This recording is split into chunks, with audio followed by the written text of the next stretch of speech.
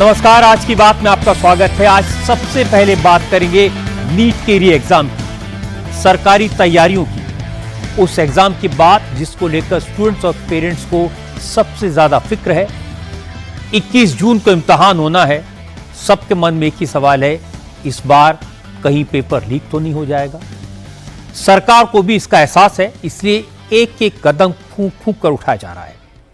पूरी कोशिश है कि एग्जाम के प्रति लोगों का भरोसा बना रहे, पेपर लीक की कोई गुंजाइश ही न रहे। आज सरकार ने एक बड़ा फैसला किया। 22 जून तक देश भर में टेलीग्राम ऐप को बैन कर दिया गया है। 21 जून को नीट का री एग्जाम खत्म होने तक देश भर में टेलीग्राम नहीं चलेगा। 30 जून तक टेलीग्राम ऐप पर मैसेज को एडिट करने या डिलीट करने का ऑप्शन भी डिसेबल रहेगा। सरकार को यह फैसला क्यों करना पड़ा? टेलीग्राम ऐप में ऐसा क्या है जिसके जरिए स्टूडेंट्स को एक बार फिर से पेपर लीक करने का झांसा दिया जा सकता है? स्टूडेंट से पैसे कौन वसूल रहा है? पेपर लीक माफिया के खिलाफ राजस्थान, हरियाणा, गुजरात और मध्य प्रदेश में जो सीक्रेट ऑपरेशन चला, उसमें क्या क्या बाहर आया, ये सब मैं आपके साथ शेयर करूंगा। मैं आपको यह भी बताऊंगा कि सरकार ने पेपर लीक को रोकने के लिए, आंसर शीट को सुरक्षित रखने के लिए क्या क्या कदम उठाए हैं, क्या क्या एहतियात बरते हैं। इसकी पूरी डिटेल मेरे पास में है, लेकिन सबसे पहले आपको बताता हूं सरकार के आज के बड़े फैसले के बारे में। नीट री एग्जाम का पेपर लीक रोकने के लिए आज सरकार ने बड़ा कदम उठाया। आईटी मिनिस्ट्री ने 22 जून तक भारत में टेलीग्राम ऐप पर रोक लगा दी। यानी नीट री एग्जाम होने तक भारत में लोग टेलीग्राम ऐप को एक्सेस ही नहीं कर पाएंगे, क्योंकि अब तक जितने भी पेपर लीक हुए हैं उनमें माफिया ने टेलीग्राम ऐप का ही इस्तेमाल किया। 3 मई को हुए नीट एग्जाम का पेपर लीक कराने में भी इसी ऐप का सहारा लिया गया था। इसलिए इस बार एनटीए की रिक्वेस्ट पर आईटी मिनिस्ट्री ने 22 जून तक पूरे देश में टेलीग्राम ऐप को बैन कर दिया है।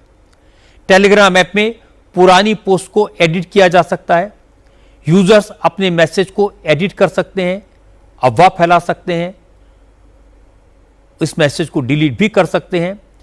इसी एप्लीकेशन का फायदा उठाकर पेपर लीक कराने वाले गिरोह टेलीग्राम पर एक ग्रुप बनाते थे।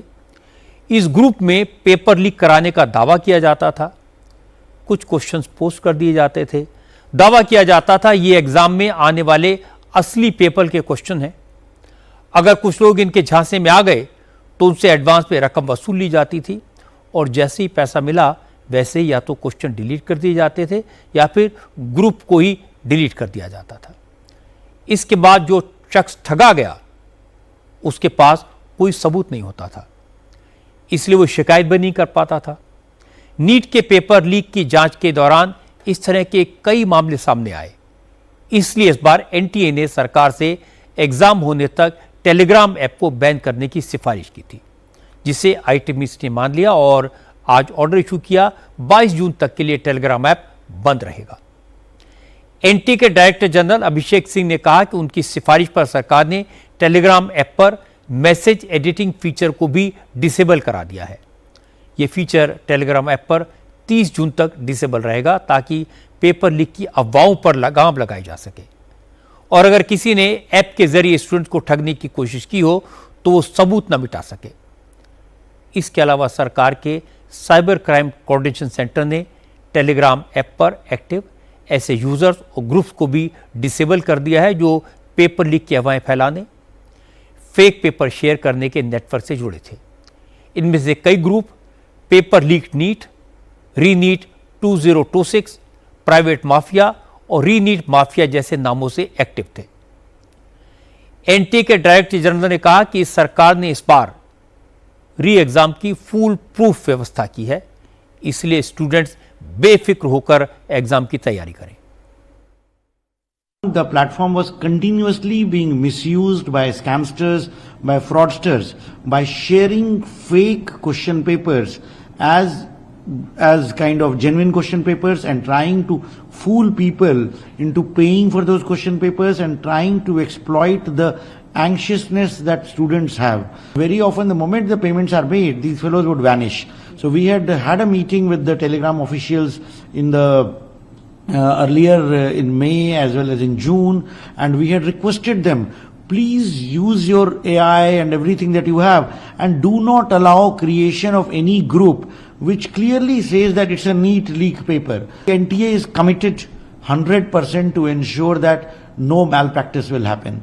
Every question paper which has been made, every question which is made has been made in a complete secure manner. We have added layers of security to what is normally done. We have taken help from multiple agencies, all the Ministry of Home, the Paramilitary, Department of Post, Ministry of Defence, Ministry of External Affairs, and the state governments, state police, state administration, chief secretaries, everybody is helping NTA. And this is the commitment that India has to our young minds, and we will ensure that the examination is conducted in a flawless manner at all the 5,440 centers within India and 14 centers outside India. NTA के DG भविष्य की बता रहे थे कि Telegram app पर अक्सर ऐसे ग्रुप्स बना लिए जाते हैं जो नीट का एक्चुअल पेपर लीक कराने का फर्जी दावा करके स्टूडेंट्स और पेरेंट्स से लाखों रुपए ठगते हैं और पैसे कमाकर लापता हो जाते हैं। इसीलिए टेलीग्राम पर बैन लगाने का फैसला किया गया। एनटीए महानिदेशक ने स्टूडेंट्स को भरोसा दिया कि इस बार पेपर लीक रोकने के लिए कड़े कदम उठाए गए हैं। इस बार स्टूडेंट्स को एरर फ्री एग्जाम देने का मौका मिलेगा। स्टूडेंट्स एग्जाम की तैयारी करें और पेरेंट्स पेपर लीक कराने का दावा करने वाले ठगों के चक्कर में कतई न फंसें। असल में इस बार एग्जाम तो एनटीए करवा रहा है, लेकिन इसकी तैयारी में पूरी सरकार लगी है। तमाम मिनिस्ट्रीज के बीच कोऑर्डिनेशन हो रहा है। राज्यों की पुलिस लगातार सेंट्रल एजेंसीज के संपर्क में है। साइबर सेल 24 घंटे काम पर लगा है। एनटीए को पता लगा था कि टेलीग्राम ऐप के जरिए कुछ गिरोह फिर से एक्टिव हो गए हैं। स्टूडेंट से नीट एग्जाम की फीस वापस कराने के नाम पर ठगी हो रही है। कुछ गिरोह फिर से पेपर लीक कराने का दावा कर रहे हैं। इसके बाद एनटीए ने गुजरात पुलिस से कांटेक्ट किया और गुजरात पुलिस ने एक गिरोह को पकड़ा। राजस्थान से सुमेर सिंह मीणा और आकाश मीणा को अरेस्ट किया गया है। सुमेर सिंह मीणा जयपुर का रहने वाला और आकाश मीणा कोटा का है। इन दोनों ने टेलीग्राम ऐप पर नीट के नाम से 8 चैनल बनाए थे। दोनों अपने टेलीग्राम चैनल पर दावा कर रहे थे कि 21 जून को नीट के एग्जाम में जो पेपर आने वाला है वो पेपर उनके पास आ गया है और बहुत से लोग इनके झांसे में फंस गए थे। ये अपराधी लोगों से करीब 1.5 करोड़ रुपए की ठगी कर चुके थे। गुजरात पुलिस ने बताया कि स्टूडेंट्स को यकीन दिलाने के लिए सुमेर सिंह मीणा और आकाश मीणा अपने टेलीग्राम चैनल पर मेंबरशिप बूस्ट कराते थे। कुछ लोगों से असली पेपर मिलने का झूठा दावा करवाते थे। पुलिस को इन दोनों के 6 बैंक अकाउंट्स का भी पता चला। इन दोनों अकाउंट्स में करीब 80 लाख रुपए के ट्रांजैक्शंस हुए हैं। पता चला कि इन दोनों के खिलाफ कई राज्यों में पुलिस कंप्लेंट्स दर्ज कराई गई हैं। अहमदाबाद क्राइम ब्रांच के जॉइंट सीपी शरद सिंघल ने बताया कि पकड़े गए दोनों आरोपी 70 से ज्यादा लोगों को ठग चुके थे। दोनों 250 से ज्यादा मोबाइल नंबर्स के जरिए लोगों से कांटेक्ट करते थे। जॉइंट सीपी शरद सिंघल ने बताया कि आरोपियों के पास से नीट या किसी और एग्जाम का कोई भी पेपर बरामद नहीं हुआ। एग्ज़ाम का पेपर के बहाने ये लोग अलग अलग टेलीग्राम ग्रुप में ऐसे एडवर्टाइजमेंट देते थे, ऐसे प्रोजेक्शन करते थे कि इनके पास नीट का री नीट का जो एग्ज़ाम होने वाला है 21 जून को, उसका पेपर आ गया है और उसके चक्कर में ये लोग टेलीग्राम हो, इंस्टाग्राम हो, अलग अलग सोशल मीडिया के प्लेटफॉर्म्स पे जाहिरात करते थे और लोगों से एडवांस भी लेते थे। और जब वो लोग पैसा पे करते थे तो ये लोग वॉश आउट हो जाते थे। और ये इनका एक बड़ा गैंग है जो कि अलग अलग टेलीग्राम चैनल्स में ये लोग अपने आदमी को खुद को इन्वॉल्व करवाते थे और जब ये देखते थे कि 300-400 प्रीमियम मेंबर्स ऐड हो गए हैं तो उन्हीं के मेंबर्स, जो गैंग के मेंबर मैसेज ऐसा करते थे कि पिछली बार जो आपने पेपर दिया था वो 80% से ज़्यादा स्ट्राइक रेट हुआ और इस बार भी हमें तीनों पेपर चाहिए, आप जितना पैसा को एडवांस देते हैं और आपका धन्यवाद कि एडवांस लेने के बाद आपने वो पूरा पेपर हमें दिया, ताकि लोगों में ऐसा विश्वास आ जाता था कि भाई पब्लिक को पहले भी इन्होंने पेपर लीक किया हुआ है, उसको ध्यान में लेके वो लोग एडवांस पैसा देते थे और जब ये पैसा पूरा ट्रांसफ़र हो जाता था तो वो वॉश आउट हो जाते थे। अहमदाबाद पुलिस ने नीट एग्जाम कैंसिलेशन के बाद रिफंड का फ्रॉड करने वाले एक शख्स को भी गिरफ्तार किया है, जो रिफंड के नाम पर स्टूडेंट से नीट का लॉगिन और पासवर्ड ले लेता था, फिर लॉगिन करके अकाउंट नंबर चेंज कर देता था। एनटी की तरफ से जो फीस वापस की जा रही है वो पैसा स्टूडेंट्स के अकाउंट के बजाय इस ठग के अकाउंट में पहुंच जाता था। इस तरह के ठगों को पकड़ने के लिए एनटीए के अफसर लगातार गुजरात पुलिस के साथ कोऑर्डिनेट कर रहे हैं। गुजरात पुलिस ने जब इस तरह के गिरोह को खुलासा किया तो वहां एनटीए के डायरेक्टर आकाश जैन भी मौजूद थे। आकाश जैन ने बताया कि कुछ लोग एनटीए को बदनाम करने की मुहिम चला रहे हैं। ये लोग सोशल मीडिया के जरिए कभी पेपर लीक तो कभी दूसरी तरह की अफवाहें फैलाने में जुटे हैं। स्टूडेंट्स को इनसे सावधान रहना चाहिए। मेन एनटीए की जो इमेज है उसको खराब करने की कोशिश की जा रही है सभी के द्वारा, और इस इन्वेस्टिगेशन जो सर और उनकी टीम ने हमारे साथ मिलके जो कंप्लीट किया है उससे सबसे इम्पॉर्टेंट है कि इमेज जो बच्चे जितनी मेहनत से तैयारी करते हैं उनको ऐसा फील नहीं होना चाहिए कि वो उनको दोबारा चीट किया जाए। तो मैं आप सबसे यही अनुरोध करूंगा कि आप मीडिया के माध्यम से ये बताइए कि इस बार जो नीट होने वाली है वो हाई सिक्योरिटी फीचर्स जो भी बेस्ट हम लोग कर सकते हैं वो गवर्नमेंट के सपोर्ट से हमने किया है, और जो एग्ज़ाम कंडक्ट होगा वो एकदम फेयर एग्ज़ाम कंडक्ट होगा।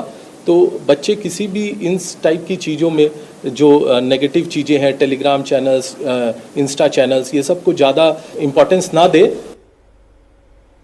मैं आपको ये बता सकता हूँ कि इस बार नीट का पेपर लीक ना हो, इसके लिए हर संभव प्रयास किया जा रहा है। मैंने आपको टेलीग्राम ऐप पर लगी रोक के बारे में डिटेल में बताया है।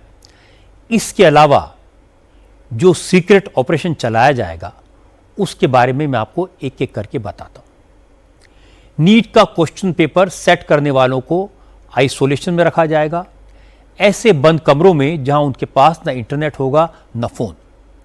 उनका बाहरी दुनिया से कोई संपर्क नहीं होगा। क्वेश्चन पेपर के मल्टीपल सेट्स तैयार किए जाएंगे जिन्हें एनक्रिप्टेड फॉर्म में मास्टर कंप्यूटर में स्टोर किया जाएगा, जिसकी एक्सेस बहुत लिमिटेड लोगों को होगी। जहां प्रिंटिंग होगी वहां पूरे प्रोसेस को सुपरवाइज किया जाएगा। इलेक्ट्रॉनिक डिवाइसेस उस इलाके में, उस जगह पर अलाउड नहीं होंगे। हर पेपर को एक अलग तरह का वाटरमार्क दिया जाएगा ताकि लीक हो तो सोर्स कोड तुरंत पकड़ा जा सके। क्वेश्चन पेपर्स को इंडियन एयरफोर्स के जरिए एयरलिफ्ट कराया जाएगा। सीआरपीएफ और सीआईएसएफ की 2 टियर निगरानी इन पेपर्स को अलग अलग शहरों तक पहुंचाएगी। एयरपोर्ट से पेपर्स को सेंटर तक ले जाने के लिए एयरफोर्स के हेलीकॉप्टर्स का इस्तेमाल किया जाएगा। आज इस पूरे प्रोसेस की मॉक ड्रिल की गई। आज एयरफोर्स का एयरक्राफ्ट दिल्ली से सैंपल पेपर लेकर तमिलनाडु में मदुरै तक गया और मदुरै से एयरफोर्स का हेलीकॉप्टर सैंपल पेपर को तिरुनेलवेली तक लेकर गया। इन पेपर्स को पहुंचाए जाने के दौरान कंसाइनमेंट को जीपीएस से ट्रैक किया जाएगा और उन्हें कस्टोडियन बैंक में सुरक्षित रखा जाएगा। नीट का एग्जाम शुरू होने से सिर्फ 45 मिनट पहले सील्ड ट्रंक्स को खोला जाएगा। इसके लिए हर सेंटर में एक स्ट्रांग रूम की व्यवस्था होगी। एग्जामिनेशन सेंटर में हर कैंडिडेट की फ्रिस्किंग होगी। मेल और फीमेल कैंडिडेट्स के लिए अलग अलग व्यवस्था की जाएगी। मेटल डिटेक्टर तो लगाए ही जाएंगे। फोन, स्मार्ट वॉचेस, कैलकुलेटर्स या दूसरे किसी भी इलेक्ट्रॉनिक डिवाइस को एग्जामिनेशन सेंटर में ले जाने पर पूरी तरह पाबंदी होगी। एग्जामिनेशन हॉल्स के बाहर जैमर्स लगाए जाएंगे ताकि मोबाइल सिग्नल्स को पूरी तरह से रोका जा सके। एग्जाम के दौरान जबरदस्त सर्विलेंस होगा। हर सेंटर से आने वाली सीसीटीवी फुटेज को मॉनिटर किया जाएगा। नकल को रोकने के लिए स्टूडेंट के बिहेवियर पर नजर रखी जाएगी और इसके लिए एआई बेस्ड सिस्टम्स लगाए जाएंगे। एक सेंट्रल कमांड होगा जो देश भर के सेंटर से आने वाली फीड को वॉच करेगा। किसी भी फिजिकल इंस्पेक्शन के लिए फ्लाइंग स्क्वाड्स तैनात रहेंगी। एग्जाम देने वाले स्टूडेंट्स को जल्दी बाहर जाने की परमिशन नहीं दी जाएगी। पूरे 195 मिनट जब तक टेस्ट चलेगा कोई बाहर नहीं जा पाएगा। एग्जाम के बाद आंसर शीट्स उसी सिक्योरिटी चेन से वापस जाएंगी जिससे क्वेश्चन पेपर्स आए थे। आंसर शीट्स की पैकिंग और डिस्पैच को सीसीटीवी से मॉनिटर किया जाएगा। आंसर शीट्स को भी एयरलिफ्ट कराया जाएगा और कंसाइनमेंट को लगातार ट्रैक किया जाएगा। एनटी की पूरी ताकत इस बात में लगाई जाएगी न पेपर लीक हो, न चीटिंग हो सके और न ही आंसर शीट्स में कोई हेराफेरी कर सके। इस बार नीट का एग्जाम दुनिया का सबसे टाइट सिक्योरिटी में होने वाला एग्जाम होगा। आज एक और चौंकाने वाली खबर आई। कल व्हाट्सएप का इस्तेमाल तो आजकल सब लोग करते हैं।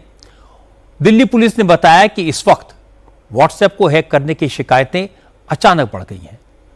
व्हाट्सएप पर अननोन नंबर से मैसेज आता है, कोई गाड़ी के चालान का लिंक भेजता है, कभी गैस या पानी के, बिजली के बिल के नाम पर सस्पेक्टेड फाइल भेज दी जाती है, कभी बिजली का कनेक्शन कटने के नोटिस के नाम पर लिंक भेज दिया जाता है और अगर किसी ने इस लिंक को क्लिक कर लिया तो उसका व्हाट्सएप हैक हो जाता है और इसके बाद आपके फोन नंबर से उन लोगों को मैसेज किए जाते हैं जो आपकी फोन बुक में हैं।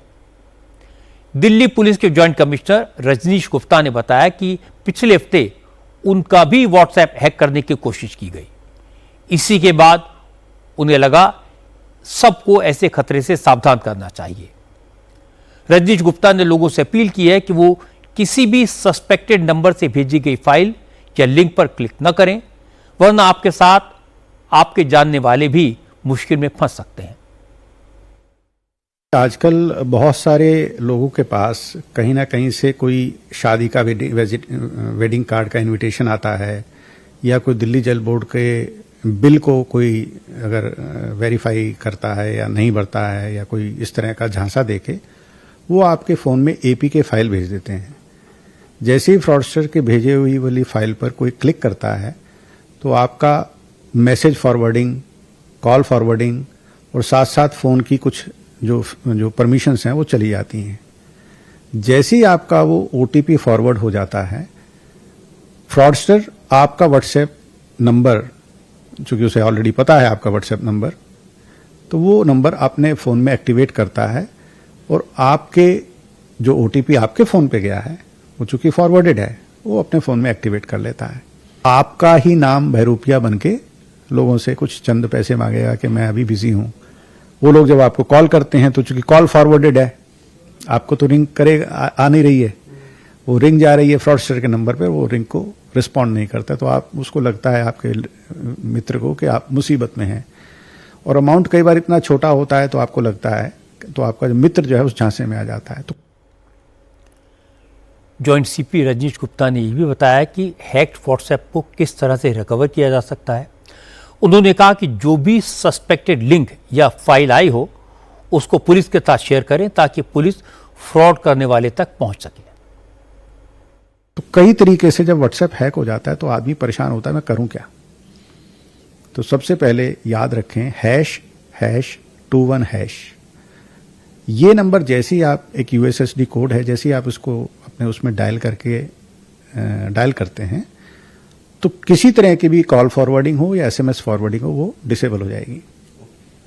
और फिर व्हाट्सएप द्वारा जो लिंक प्रावधान है, हालांकि उन्होंने लिंक तीनों चीज़ों के लिए दिए हैं, अपने मेटा ने फेसबुक के लिए भी दिया है वो अलग है, व्हाट्सएप के लिए जो दिया है वो अलग है, ऐसे इंस्टा के लिए अगर हैक होता है वो अलग है। तो व्हाट्सएप के ही एक प्लेटफॉर्म पर जाकर आप जब उसके ऊपर स्टेप बाय स्टेप फॉलो करेंगे तो आपका जो फ्रॉडस्टर के अकाउंट में व्हाट्सएप चल रहा है वो बंद हो जाएगा और जो आप ईमेल देते हैं जब ये प्रक्रिया करते हैं अपनी, उस ईमेल पे आपका एक एक्टिवेशन लिंक या आपको एक माध्यम से जब आप दोबारा रिस्टोर करते हैं तो ओटीपी चूंकि आपने उसको रिस्टोर कर रखा है आप ही के मोबाइल पे आएगा और आपके फ़ोन में वो व्हाट्सएप दोबारा से रिस्टोर हो जाएगा। हमारे देश में कुल मोबाइल यूजर्स की संख्या 125 करोड़ है और इनमें से 86 करोड़ व्हाट्सएप यूजर्स हैं। सब लोग व्हाट्सएप का इस्तेमाल करते हैं, इसलिए व्हाट्सएप की हैकिंग से जो खतरा है बहुत गंभीर है, बहुत बड़ा है। आजकल बैंकिंग सर्विसेज भी व्हाट्सएप पर हैं, इसलिए सावधान रहने की ज़रूरत है। किसी अनजान नंबर से आए मैसेज और लिंक पर क्लिक न करें, वरना आप मुसीबत में फंस सकते हैं। अगर इस तरह की गलती हो जाए तो तुरंत पुलिस को खबर करें या फिर 1930 पर फोन करें। आज टेक्नोलॉजी के गलत इस्तेमाल की एक और खबर आई। महाराष्ट्र के एक मौलाना ने धर्मांतरण को बढ़ावा देने के लिए एआई वीडियो का सहारा लिया। कुछ दिन पहले शामली में एक व्यापारी के इकलौते बेटे आयुष के जबरन कन्वर्जन की खबर आई थी। इस मामले में 3 लोगों को जेल भेजा जा चुका है, लेकिन सोशल मीडिया पर आयुष मलिक का एक वीडियो खूब सर्कुलेट हुआ। इस वीडियो में आयुष मलिक अपना नाम मोहम्मद अली बता रहा है और यह कहता हुआ दिखाई दे रहा है कि उसने अपनी मर्जी से इस्लाम कबूल किया है। उस पर किसी ने प्रेशर नहीं डाला, उसे परेशान न किया जाए, वो किसी कीमत पर इस्लाम को नहीं छोड़ेगा। मैं आयुष मालिक उर्फ मोहम्मद अली, मैं एक आज़ाद देश में रहता हूँ। मुझे अपना मजहब चुनने का पूरा इख्तियार है। अल्हम्दुलिल्लाह, आई एम अ मुस्लिम। मैंने इस्लाम को सुना, मैंने इस्लाम पढ़ा, फिर बगैर किसी दबाव के दिल से इस्लाम कबूल किया। मुझे परेशान ना किया जाए। अगर तुम मेरे एक हाथ में सूरज और दूसरे हाथ में चांद लाकर रख दोगे, फिर भी मैं इस्लाम नहीं छोड़ूंगा। मैंने दिल से बगैर किसी लालच के इस्लाम कबूल किया है। अब ये एआई बना वीडियो है, डीप फेक है, फर्जी है। इस वीडियो को सोशल मीडिया पर खूब घुमाया गया। 50 से ज्यादा सोशल मीडिया हैंडल से अलग अलग तरह इस तरह के ऐसे ही कई वीडियो सर्कुलेट किए गए।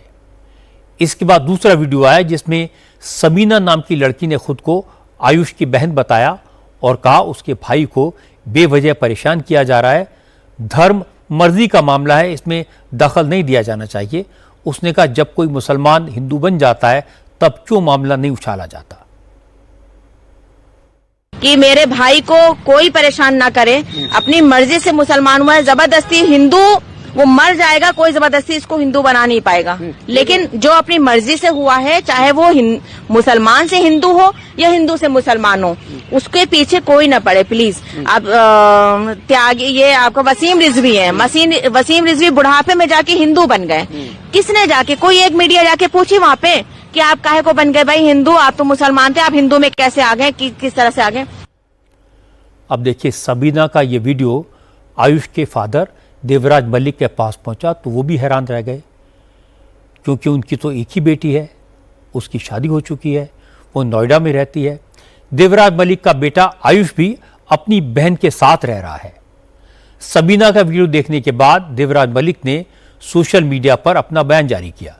लोगों को बताया कि जो लड़की आयुष की बहन होने का दावा कर रही है उसका उनसे कोई लेना देना नहीं है, वो तो उसे जानते तक नहीं। समाज के सभी सम्मानित नागरिकों को अवगत कराना चाहता हूं कि सोशल मीडिया पर एक लड़की आयुष की बहन बनकर भ्रामक प्रचार कर रही है।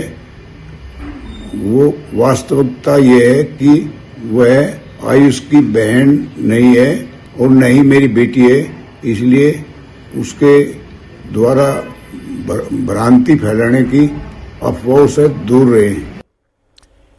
इसके बाद देवराज पुलिस के पास पहुंचे, एफआईआर दर्ज करवाई। पुलिस ने जांच शुरू की तो पता लगा कि आयुष का जो वीडियो सर्कुलेट हो रहा है वो एआई जनरेटेड है। ये वीडियो नासिक से पोस्ट किया गया था। शामली पुलिस ने नासिक पुलिस से संपर्क किया। जिस इंस्टाग्राम हैंडल से ये वीडियो पोस्ट किया गया था उसकी डिटेल्स शेयर की गई तो सामने आया कि एक जाने माने मौलाना ने ये वीडियो पोस्ट किया था। इसके बाद तमाम हैंडल से इस एआई वीडियो को असली बताकर सर्कुलेट किया गया। इस मामले में 50 इंस्टाग्राम हैंडल्स पुलिस के रडार पर आ गए। पूरे देश में कुछ लोगों ने इसको एक इशू बनाने का प्रयास किया और कुछ ऐसे लोगों ने जैसे एक फर्जी वीडियो बना के एआई के माध्यम लोगों ने वायरल किया इसमें, और इसमें आयुष नहीं, उसके पिताजी भी नहीं है, ना उसकी सिस्टर्स है, बट लोगों ने इसमें ट्राई किया कि इसमें गलत फहमियाँ समाज में पैदा की जाए। इसको लेकर के हमने पहला मुकदमा परसों दर्ज किया था। उसमें जानकारी हुई कि एक फर्जी एआई के माध्यम से वीडियो बनाया गया जो माप था, वो माप वीडियो था, और उसमें फर्जी आयुष बन के उस बातें इसमें कही जा रही हैं और उसको लेके काफ़ी तनाव यहाँ हुआ। इसको हमने मुकदमे लिखवाया। जानकारी हुई कि वो एक मौलाना जी हैं नासिक के, महाराष्ट्र के लोगों ने जारी किया था, और मुकदमे लिखने के बाद फिर वो अपना प्रकट हुए मोबाइल फ़ोन पे, हमारे सीओजी पे उन लोगों ने माफ़ी मांगा दो मुकदमे हमने दर्ज किए इसमें भी, और मैं और भी आश्वस्त कर रहा हूँ कि जो भी इसमें बिला वजह का इसमें काम करेंगे और एआई के माध्यम से फर्जी वीडियो डालेंगे तो उन पर जरूरी कठोर कार्रवाई हम लोग करेंगे। जैसे पुलिस कक्ष में आई, पुलिस ने कार्रवाई की, यूपी पुलिस की एक टीम नासिक पहुंची। हालांकि मौलाना अब अपनी हरकत पर माफी मांग रहे हैं, लेकिन उनकी गिरफ्तारी तय है। इस मामले में पुलिस के रडार पर कुर्ला का एसडीपीआई नेता आसिफ खान भी है। आसिफ खान ने भी इसी तरह का फर्जी वीडियो सर्कुलेट किया था। अब पुलिस आयुष की बहन होने का दावा करने वाली सबीना की तलाश कर रही है। पुलिस की सख्ती से डरकर सबीना ने तुरंत वीडियो जारी करके माफी मांगी। उसने कहा वो ना आयुष की बहन है, ना उसके परिवार को जानती है। मेरा नाम शबीना खान है और मैं मुस्लिम हूँ।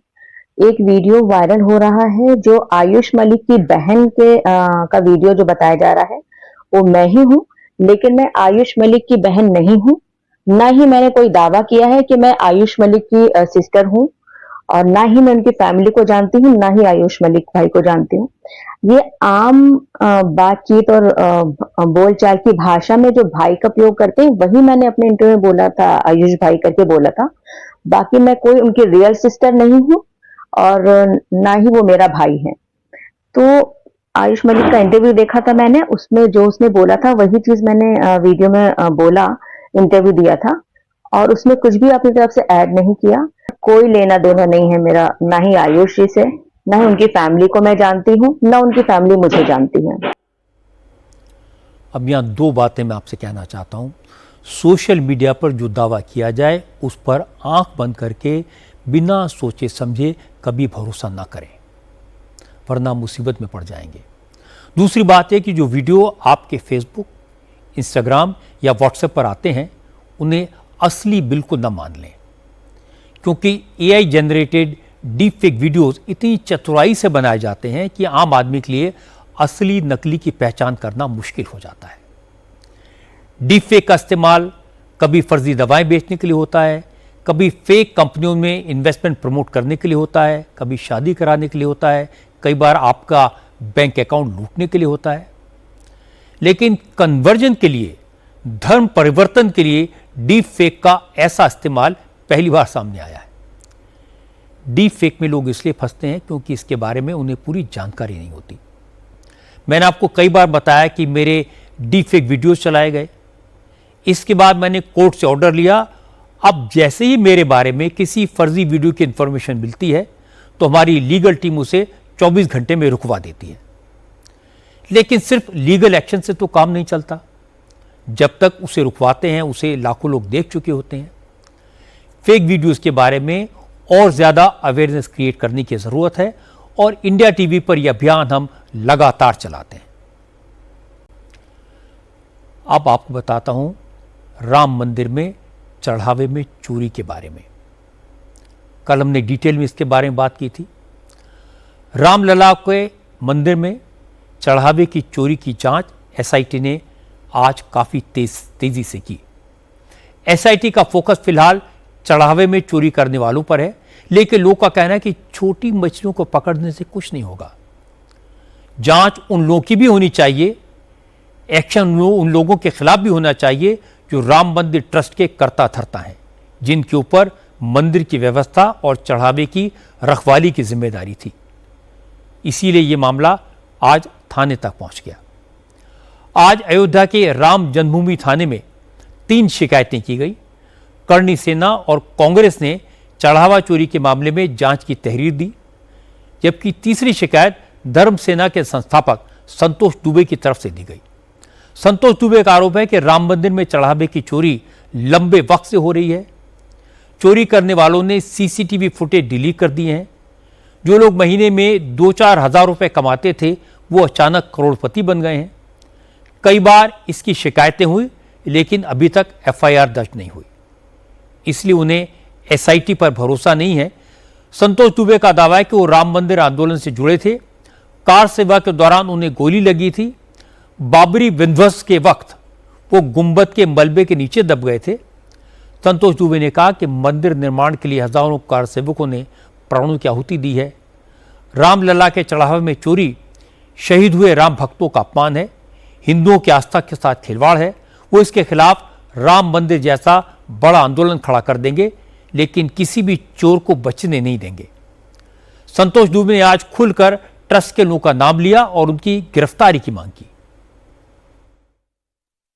7 करोड़ रुपए तो केवल सामने आए हैं, बाकी और भी चोरी हुई, लंबी चोरी हुई है। उसी के लिए मैं थाने में आया हूं कि ये जो एसआईटी की जांच हो रही है गंभीर विषय नहीं है। गंभीर विषय यह है कि ये चारों चोर सामने हैं। अनिल मिश्रा, चंपत राय, टिन्नू यादव, गोपाल राव, ये चारों चोर सामने हैं। जिस तरह राम जन्मभूमि के लिए आंदोलन हुआ था, उस तरह राम जन्मभूमि के चोरों के खिलाफ आंदोलन होगा। इन्होंने सबसे बड़ा अपराध किया, इस देश का सबसे घिनौना अपराध है, जिन्होंने 150 करोड़ हिंदुओं की उनकी आध्यात्मिक उन्नति का रोड़ा बन करके यज्ञ का परिश्रम का भाग यानी धर्म का भाग लूटा है। संतोष दुबे ने जिन लोगों का खुलकर नाम लिया, एसआईटी उन लोगों से पूछताछ कर रही है, जानकारी हासिल कर रही है। चंपत राय श्री राम जन्मभूमि तीर्थ क्षेत्र ट्रस्ट के महासचिव हैं। मंदिर की सारी व्यवस्था की जिम्मेदारी चंपत राय की है। चढ़ावे में चोरी की जांच कर रही एसआईटी ने सबसे पहले चंपत राय से ही पूछताछ की।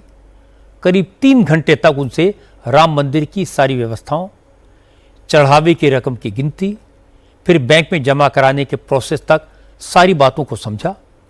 इस प्रोसेस में कौन कौन शामिल होता है, किस व्यक्ति का क्या रोल है, चढ़ावे की गिनती में जो लोग लगाए गए हैं उनको कैसे अपॉइंट किया जाता है, गड़बड़ी ना हो इस पर नजर रखने के लिए क्या उपाय किए गए, ये सब चंपत राय से पूछा गया। इसके बाद एसआईटी ने मंदिर के व्यवस्थापक गोपाल राव से भी कई घंटे बंद कमरे में पूछताछ की। पता लगा एसआईटी अभी तक 40 से ज्यादा कर्मचारियों के स्टेटमेंट दर्ज कर चुकी है। अनिल मिश्रा भी अयोध्या से बाहर हैं, उनसे पूछताछ नहीं हो पाई है। पता लगा कि 5 से 6 कर्मचारी चढ़ावे में चोरी के पाप में शामिल हैं। यह भी जानकारी हासिल हुई कि चढ़ावे में 60% तक चोरी की गई। एक पेटी से अगर 5 लाख रुपए निकले तो उसमें से 3 लाख गायब हो गए, सिर्फ 2 लाख ही बैंक तक पहुंचे। अब तो ये कंफर्म्ड है कि चढ़ावे में चोरी हुई, बड़े पैमाने पर हुई, लेकिन सवाल यह है कि क्या इस महापाप के बारे में ट्रस्ट के जिम्मेदार लोगों को भनक भी नहीं लगी? अगर इन लोगों को जानकारी थी तो उन्होंने मामलों को दबाने की कोशिश क्यों की? ये सवाल चंपत राय, गोपाल राव और अनिल मिश्रा से पूछे जाएंगे, क्योंकि भक्तों के मंदिर में प्रवेश से लेकर चढ़ावे की गिनती, रामलला की पूजा अर्चना और मंदिर की सुरक्षा के सारे इंतजामात इन्हीं लोगों की देखरेख में होते हैं। श्री राम मंदिर तीर्थ क्षेत्र ट्रस्ट में कुल 14 लोग हैं। सबसे महत्वपूर्ण रोल ट्रस्ट के महासचिव चंपत राय का है। मंदिर की पूरी व्यवस्था उनकी देखरेख में चलती है। मंदिर का मैनेजमेंट, दान चढ़ावे की निगरानी, कर्मचारियों की नियुक्ति का काम उन्हीं के अंडर है।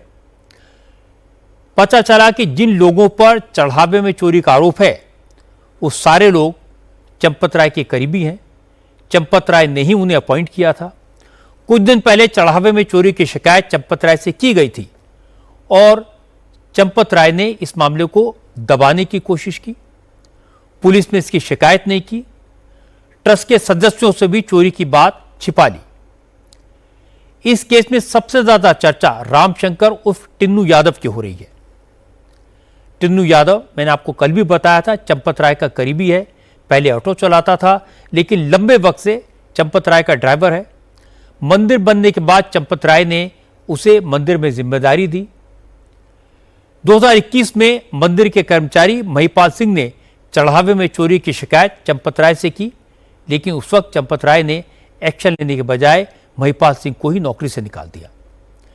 इसीलिए आज इस मामले में एफआईआर दर्ज कराने पहुंचे संतोष दुबे ने कहा कि रामलला के दरबार में जो पाप हुआ उसके लिए चंपत राय ही जिम्मेदार है।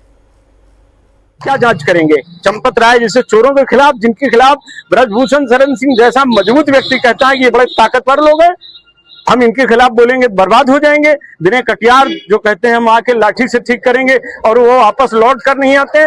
जिनके खिलाफ कमल नारायण दास जी, महंत कमल नारायण, जो इस ट्रस्ट के मुखिया नृत्य गोपाल दास जी के उत्तराधिकारी महंत हैं, वो कहते हैं कि ये सब चोर हैं, बेईमान हैं, यही जांच करेंगे तो कौन सी जांच होगी? महिपाल सिंह लेखाकार हैं इनके, वही कह रहे हैं कि किस तरह लूटा गया। वो सारा वीडियो क्लिप है आपके सामने, 8 महीने के वीडियो फुटेज, सीसीटीवी फुटेज गायब कर देने वाला किन्नू, अरबपति बनने वाला किन्नू, जो सिंपल 3000 का ड्राइवर था, मेरी जानकारी है, मैं शुद्ध रूप से जानता हूं, वो आज आदमी इतना बड़ा कैसे बन गया? अब क्या ये हैरानी की बात नहीं कि चंपत राय मंदिर से जुड़े हर छोटे बड़े मसले पर बयान देते हैं, लेकिन इस मामले में वो खामोश है। इस मामले में दूसरा नाम है गोपाल राव का। एसआईटी ने गोपाल राव से भी 3 घंटे तक पूछताछ की। गोपाल राव राम मंदिर के व्यवस्थापक हैं। मंदिर निर्माण की निगरानी और कैंपस की व्यवस्था संभालना उनका काम है। गोपाल राव कर्नाटक के रहने वाले हैं। आरोप यह है कि गोपाल राव ने अपने भतीजे सोमेश को मंदिर में काम पर रखवाया था, इसलिए गोपाल राव और उनका भतीजा संदेह के घेरे में है। दावा किया जा रहा है कि महिपाल सिंह ने 2021 में चोरी की शिकायत गोपाल राव से भी की थी। सीसीटीवी फुटेज देखकर चोरी करने वालों को पकड़ने को कहा था, लेकिन उस वक्त गोपाल राव ने कुछ नहीं किया। इसलिए अब एसआईटी गोपाल राव से हर सवाल का जवाब ले रही है। इस मामले में तीसरा नाम है अनिल मिश्रा का। अनिल मिश्रा भी मंदिर के ट्रस्टी हैं। ट्रस्ट के कोषाध्यक्ष गोविंद देवगिरी अयोध्या से बाहर रहते हैं, इसलिए मंदिर के सारे वित्तीय काम अनिल मिश्रा के हवाले हैं। चंपत राय के बाद वो सबसे प्रभावशाली व्यक्ति हैं। अनिल मिश्रा ने मंदिर में अपने कई रिश्तेदारों की नौकरी लगवाई है। पिछले कुछ साल में उनकी प्रॉपर्टी में इजाफा हुआ है। उनकी एक आलीशान बिल्डिंग की तस्वीरें मैंने कल आपको दिखाई थी। चूंकि मंदिर ट्रस्ट से जुड़े बड़े बड़े लोगों पर उंगली उठ रही है, इसलिए इस पर सियासत भी हो रही है। आज अखिलेश यादव ने कहा अब तो गोबर से भी चोरी की रकम निकल रही है। जिन लोगों ने चोरी की वो प्रभावशाली लोग हैं, सरकारी अफसर उनकी जांच कैसे करेंगे? इसलिए उन्हें एसआईटी की जांच पर रत्ती भर भरोसा नहीं है। प्रभु श्री राम, मर्यादा पुरुषोत्तम राम, उनको मानने वाले, उनके रास्ते पे चलने वाले बहुत दुखी हैं। जिस प्रदेश में नौकरी रोजगार के लिए आईआईटी बनना था, वहां एसआईटी बन रही है। और देखिए आप, डबल इंजन की डबल टंकी है, डबल इंजन की डबल टंकी है। कितना भ्रष्टाचार हो रहा है। ये डबल इंजन की बड़ी डबल टंकियां हैं। और हमारे साधु संतों, पुजारी और मंदिर में जो सेवा करने वाले लोग हैं, उनके लिए जांच के लिए बताओ, अधिकारी जांच करेंगे। इन अधिकारियों की एसआईटी कौन कराएगा? अब तो सुना है कंडे में पैसे निकल रहे हैं, गोबर में पैसे निकल रहे हैं। अखिलेश ने जिस अंदाज में चोरी का आरोप लगाए, उससे साधु संत नाराज हो गए। राम मंदिर ट्रस्ट के अध्यक्ष नृत्य गोपाल दास के उत्तराधिकारी महंत कमल नयन दास ने कहा कि वो बाकी लोगों के बारे में तो नहीं कह सकते, लेकिन चंपत राय की ईमानदारी पर उन्हें यकीन है। महंत कमल नयन दास ने कहा इस मामले में राम भक्त बोले तो ठीक है, लेकिन अखिलेश यादव को मंदिर और हिंदुओं की बात करने का कोई हक नहीं है। मुख्यमंत्री हमारे ईमानदार व्यक्ति हैं और ठीक है, जो कुछ कर रहे हैं बहुत ठीक कर रहे हैं, होना चाहिए। अगर ऐसा है तो होना चाहिए। वो ऐसा चोर लोग कह रहे हैं। अनिल जी की बात तो नहीं कह रहे हैं, लेकिन चंपत जी को मैं जानता हूँ। चंपत जी के अंदर कोई ऐसी बात नहीं है। ये ऐसा जो कहते हैं चोर लोग कहते हैं, वो स्वतः चोर हैं। अखिलेश यादव के बाप ने क्या पैसा दिया है? अखिलेश यादव ने क्या पैसा दिया? ऐसे बेईमानों की बात करते हो, राष्ट्रद्रोहियों की बात करते हो, बिल्कुल गलत बात है। ऐसे लोगों की बात नहीं करना चाहिए। ऐसे नीच हैं। हमें वो दिन याद है जिस दिन पूरा सरयू का जल लाल हो गया था। ये कहना तो गलत होगा कि अखिलेश यादव को राम मंदिर के चढ़ावा में चोरी पर सवाल नहीं उठाने चाहिए। अगर अखिलेश यादव इस मामले को इतने जोर से न उठाते तो शायद कई और महीनों तक चोरी होती रहती, पता ही नहीं चलता। इस मामले में किसी के राम भक्त होने या न होने का प्रश्न नहीं होना चाहिए, क्योंकि लोगों की आस्था से खिलवाड़ का यह मामला बहुत गंभीर है। जिन लोगों पर शक है उनके नाम राम मंदिर ट्रस्ट के किसी न किसी बड़े व्यक्ति से जुड़े बताए गए हैं। टिन्नू यादव चंपत राय के करीबी माने जाते हैं। सोमेश आनंद निर्माण प्रभारी गोपाल राव के भतीजे हैं। लोग कहते हैं कि सोमेश बोरे में लूट का माल लेकर ट्रेन से कर्नाटक जाते थे और वहां से खाली हाथ वापस लौटते थे। एसआईटी ऐसे सारे लोगों को पकड़ लेगी, इसमें कोई शक नहीं है, पर जो लोग ट्रस्ट का मैनेजमेंट चलाते हैं वो लोग एसआईटी के पकड़ से बाहर हैं। हो सकता है उन्होंने खुद पैसा न बनाया हो सकता है वो पूरी तरह ईमानदार हो, पर उन्होंने कई महीनों तक लूट कैसे होने दी? उनकी आंखें बंद क्यों थी? और जब चोरी पकड़ी गई तो उन्होंने सरकार से जांच कराने को क्यों नहीं कहा? जब बात मीडिया में आई, जब नृपेंद्र मिश्रा अयोध्या गए, उसके बाद एसआईटी बनी। इसका मतलब है दाल में कुछ काला है। अब सियासत की खबरों का रुख करते हैं। आज बंगाल से 3 बड़ी खबरें आई हैं। ममता बनर्जी आज हाईकोर्ट पहुंची, भवानीपुर सीट के चुनाव नतीजों को चैलेंज किया। अभिषेक बनर्जी से आज सीआईडी ने एक बार फिर पूछताछ की और लोकसभा स्पीकर ओम बिरला ने साफ कर दिया कि वो तृणमूल कांग्रेस से अलग हुए 20 सांसदों की रिक्वेस्ट पर विचार कर रहे हैं, लेकिन इस गुट को nationalist citizen party of India में मर्ज करने की मांग पर फैसला दोनों पक्षों की बात सुनने के बाद करेंगे। स्पीकर ने तृणमूल कांग्रेस का पक्ष रखने के लिए अभिषेक बनर्जी को कल बुलाया था, लेकिन अभिषेक से कल ईडी पूछताछ कर रही थी। कीर्ति आजाद ने स्पीकर से मिलकर उन्हें ये बात बताई। अब स्पीकर अभिषेक बनर्जी को दोबारा टाइम देंगे, उनकी बात सुनेंगे, इसके बाद तय करेंगे कि 20 सांसदों के एनसीपीआई में मर्जर को एक्सेप्ट किया जाए या नहीं। इस दौरान टीएमसी की बागी सांसद रचना बनर्जी ने लोकसभा सचिवालय पहुंचकर अपना पक्ष रखा। रचना बनर्जी भी तृणमूल कांग्रेस के उन 20 सांसदों में शामिल हैं जो पार्टी से अलग हुए थे। रचना विदेश में थी, इसलिए 2 दिन पहले बाकी सांसदों के साथ लोकसभा स्पीकर से मिल नहीं पाई थी। आज उन्होंने लोकसभा के महासचिव के सामने पर्सनली पेश होकर अपना पक्ष रखा। रचना बनर्जी ने कहा कि उनके मन में ममता बनर्जी के लिए सम्मान है, लेकिन जनता ने उन्हें क्षेत्र के विकास के लिए वोट दिया है। ममता बनर्जी के राज में कोई काम नहीं हुआ, इसलिए उन्होंने अपना रास्ता अलग कर लिया। दीदी को देख के वोट हुआ है और वोट दिया गया है रचना बनर्जी को। वो इसलिए नहीं कि मेरा चेहरा देख के उनको बहुत अच्छा लगता है और मैं फिल्म स्टार हूँ इसलिए मुझे वोट मिला है। उन्होंने मुझे वोट दिया है इसलिए कि मैं काम कर सकूं उन लोगों के लिए। दीदी चेहरा थी और उसके बाद उन्होंने हमें वोट दिया है कि मैं उन लोगों के लिए, मैं अपने क्षेत्र के लिए मैं अच्छे काम करूं, साथ कॉन्स्टिट्यूएंसी के लिए मैं अच्छे काम कर सकूं। तो सांसद तो आप थी ही, लेकिन फिर भी अपने पद से इस्तीफा दे दिया, तो वजह क्या रही? ऐसी क्या नाराजगी रही? नाराजगी बिल्कुल नहीं थी, पर मुझे ऐसा लगा कि अगर सेंट्रल पावर में है और अगर सेंट्रल स्टेट में भी रूल करे तो काम करना वहाँ पे बहुत आसान होगा, जो कि पिछले 15 साल से हम लोग को दिखाई नहीं दिया। तो ये तो काम जो था, जो पब्लिक चाहते हैं कि हम उन लोगों के लिए कुछ करें, कुछ अच्छे काम करें, वो करने के लिए सेंट्रल का साथ होना बहुत ज़रूरी है।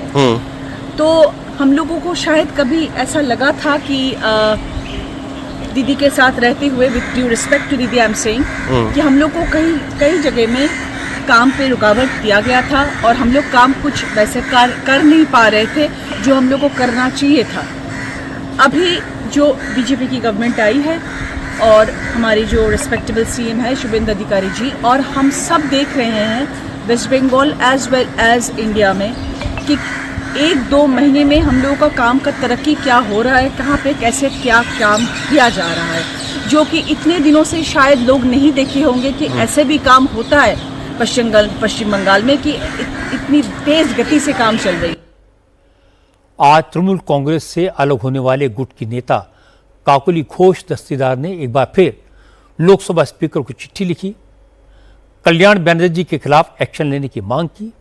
काकोली घोष ने कहा कि कल्याण बनर्जी पार्टी की महिला सांसदों के साथ अभद्रता करते हैं, हैबिचुअल ऑफेंडर हैं, इसलिए उनके खिलाफ कार्रवाई जरूरी है। A habitual offender and a misogynistic person should be punished under law. If he repeatedly calls honorable members or any other lady through bad names, behaves badly, he should be punished. लेकिन कल्याण बनर्जी ने कहा कि उन्हें इस तरह की शिकायतों का कोई डर नहीं है। सबको पता है कि काकोली घोष उनसे चिढ़ती हैं, इसलिए उनकी इमेज को नुकसान पहुंचाने के लिए बेबुनियाद आरोप लगा रही हैं। उन्होंने जो बोला है उसका बात तो ठीक है, बोल दी, जो बोलना है बोल दिया। हैबिचुअल ऑफेंडर, आपको कुछ किया है कभी, बोला है, अपमान किया है, आप बोलिए ना, आपको कुछ बोला है कभी, आपको कुछ बोला है कभी, आपको कुछ बोला है कभी? 45 years I am in legal profession, कभी कुछ नहीं बोला है। जो पार्लियामेंट में नहीं आता है वो हमको अगेंस्ट में बोल रहा है। Yes, personal bias. Kalyan Banerjee ji कह रहे थे कि काकोली घोष की शिकायत पॉलिटिकली मोटिवेटेड है और वो उन्हें राजनीतिक तौर पर नुकसान पहुंचाना चाहती हैं। कल्याण बनर्जी ने कहा काकोली घोष ने गलत नीयत से आरोप लगाए हैं और इससे होगा कुछ नहीं। कल्याण बनर्जी कोलकाता में थे, हाई कोर्ट से निकल रहे थे। वो ममता बनर्जी के साथ कोर्ट में मौजूद थे क्योंकि आज ममता ने भवानीपुर सीट के चुनाव नतीजों को कलकत्ता हाई कोर्ट में चैलेंज किया। भवानीपुर में शुभेंदु अधिकारी ने ममता बनर्जी को 15,000 से ज्यादा वोटों से हराया था। रिजल्ट आने के करीब 42 दिन बाद आज ममता बनर्जी खुद कलकत्ता हाईकोर्ट पहुंची और भवानीपुर के चुनाव में गड़बड़ी का आरोप लगाया। आज ममता जो हाईकोर्ट आई थी तो उनके साथ पार्टी के बहुत ज्यादा नेता नहीं थे। कुणाल घोष और डोला सेन जैसे कुछ 2-4 नेता ही दिखाई दिए। इंटरेस्टिंग बात यह कि 2021 में जब ममता बनर्जी नंदीग्राम में शुभेंदु अधिकारी से चुनाव हारी थी तब भी उन्होंने कलकत्ता हाईकोर्ट में चैलेंज किया था, लेकिन उस पर फैसला अभी तक नहीं आया। अब ममता बनर्जी भवानीपुर के नतीजों को चैलेंज करने कोर्ट पहुंची हैं। कल्याण बनर्जी ने कहा कि भवानीपुर में ममता को साजिश करके हराया गया। जो अफसर 2021 में नंदीग्राम में रिटर्निंग ऑफिसर था उसे इस बार जानबूझकर भवानीपुर का रिटर्निंग ऑफिसर बनाया गया था। भवानीपुर में साजिश हुई, वो ये बात कोर्ट में साबित कर देंगे। After 12th round her election agent and candidate herself, Mamata Banerjee, was beaten up and thrown away. Number one, these are the points are there. Number two, who is the RO? Who is the RO? He is the RO of Nondigram election in 2021. And again, he has been brought in 2026 as RO. And later on, he has been made a deputy secretary of the chief minister. And the chief election officer, who was the chief election officer? Immediately after election, he has been made chief secretary. There are so many allegations against them. Reasonable likelihood of bias are there. कल्याण बनर्जी जी कह रहे थे कि भवानीपुर में 12 round की voting के बाद polling agent और ममता बनर्जी को पीट कर बूथ से बाहर निकाल दिया गया था। उन्होंने ये भी कहा कि नंदीग्राम वाले आरओ को ही भवानीपुर में तैनात किया गया और फिर मुख्यमंत्री कार्यकाल में डिप्टी सेक्रेटरी बना दिया गया और इसी तरह मुख्य चुनाव अधिकारी को चीफ सेक्रेटरी बना दिया। दूसरी तरफ अभिषेक बनर्जी की मुश्किलें रोज रोज बढ़ती जा रही हैं। आज अभिषेक को फिर सीआईडी के सामने पेश होना पड़ा। इस बार अभिषेक से चुनाव कैंपेन के दौरान बीजेपी सपोर्टर्स को धमकी देने के मामले में पूछताछ हुई। यह मामला बीजेपी की शिकायत पर दर्ज किया गया है। आज उनसे करीब 6 घंटे तक सवाल जवाब हुए। अभिषेक बनर्जी से सीआईडी फर्जी साइन केस को लेकर भी पूछताछ कर रही है। अभिषेक बनर्जी 3 दिन से लगातार सीआईडी और ईडी के सवालों का सामना कर रहे हैं। दूसरी तरफ उन्हें जनता के गुस्से का भी डर है। अभिषेक जहां भी जाते हैं वालों की भीड़ जुट जाती है, लोग अंडे और टमाटर फेंकते हैं। इससे बचने के लिए अभिषेक बनर्जी की सुरक्षा में लगे जवानों ने नया तरीका खोजा है। जब अभिषेक गाड़ी से उतरे इससे पहले ही चारों तरफ सुरक्षाकर्मी छाता लेकर खड़े हो जाते हैं। अभिषेक खुद छाता लेकर गाड़ी से उतरते हैं, छाते को ढाल की तरह इस्तेमाल करते हैं। अभिषेक कल रात जब कालीघाट में ममता बनर्जी के घर पहुंचे उस वक्त रात के करीब 10 बजे थे। उस वक्त भी लोग इकट्ठा हो गए, चोर चोर के नारे लगाए। अभिषेक छातों के पीछे छुपकर चुपचाप अंदर चले गए। अभिषेक बनर्जी के साथ तो सुरक्षाकर्मी रहते हैं, वो छाते तान कर उन्हें बचा लेते हैं, लेकिन तृणमूल कांग्रेस के स्थानीय नेताओं के साथ ऐसा नहीं है। स्थानीय नेताओं को जनता का गुस्सा झेलना पड़ रहा है। आज ही आसनसोल में तृणमूल कांग्रेस के यूथ लीडर सौमित्र बनर्जी को चुनावी हिंसा, तोड़फोड़ और पुलिस को धमकी देने के आरोप में गिरफ्तार किया गया। पुलिस सौमित्र बनर्जी को लेकर कोर्ट की तरफ जा रही थी, उसी वक्त कुछ लोगों ने उनके खिलाफ नारे लगाए और अंडों की बरसात कर दी।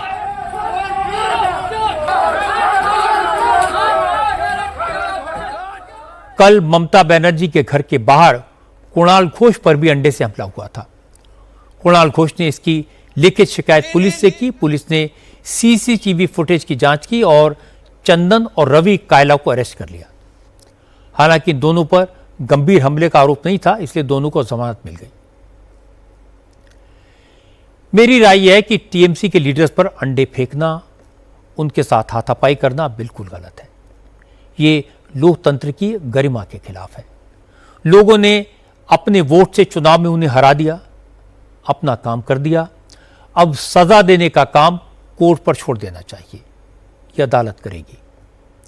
दूसरी तरफ ममता बनर्जी की वकालत करने वालों को भी जमीन पर आकर बात करनी चाहिए।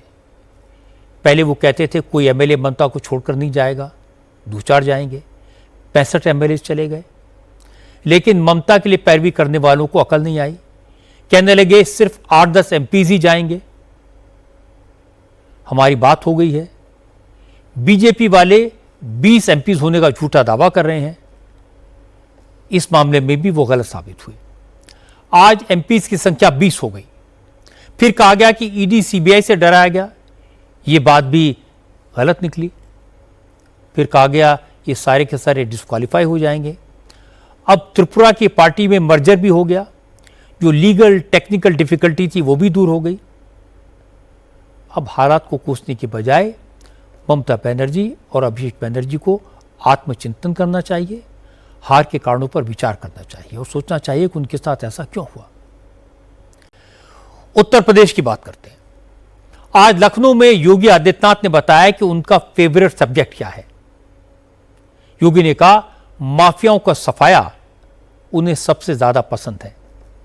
योगी ने कहा कि 2017 में जब पहली बार मुख्यमंत्री बने तो उन्हें एहसास हुआ कि उत्तर प्रदेश में फॉरेंसिक लैब्स की भारी कमी है और अपराधियों को पकड़ने में, उनका जुर्म साबित करने में इस वजह से देर होती है।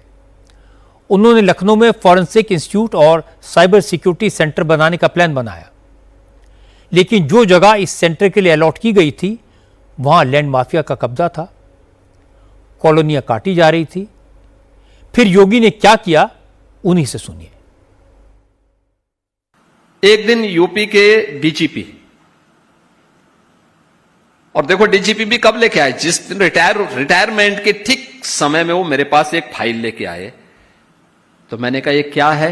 मैं सोचा कि हो सकता है कि अपना एक्सटेंशन का लेकर के आए होंगे। तो मैंने कहा ये क्या है। तो उन्होंने कहा साहब जो है आप फॉरेंसिक इंस्टीट्यूट की बात कर रहे हैं, यूपी पुलिस की ही लैंड है लेकिन एक माफिया का कब्जा है। तो मैंने कहा ये तो हमारा सबसे प्रिय विषय है।